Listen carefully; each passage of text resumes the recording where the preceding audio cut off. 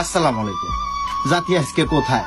রাজনৈতিক দলের নেতাকর্মী একটা দেশকে নষ্ট করার লক্ষ্যে গন্ডগোল করে 5 আগস্টের গণ অভ্যুত্থান নাম দিয়ে তারা মারা গেছে, তাদেরকে নাম দেওয়া হয়েছে শহীদ। আর এই দেশকে রক্ষার স্বার্থে হাজার হাজার পুলিশ, প্রায় 3200-এর উপরে পুলিশ মারা গেছে, তাদের নামের পাশে শহীদ নাই কেন?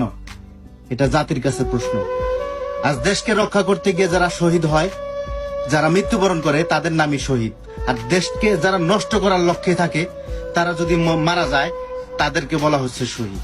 অথচ যারা দেশকে নষ্ট করার স্বার্থে মারা গেছে, তাদেরকে বেওয়ারিশ হিসাবে দাফন করা উচিত ছিল। আর যারা দেশকে রক্ষার স্বার্থে মারা গেছে, বাংলাদেশ পুলিশ, তাদেরকে আজকে বেওয়ারিশ করা হয়েছে। এটা কোন জাতি? জাতির কাছে আমার প্রশ্ন। ভালো থাকবেন, ধন্যবাদ।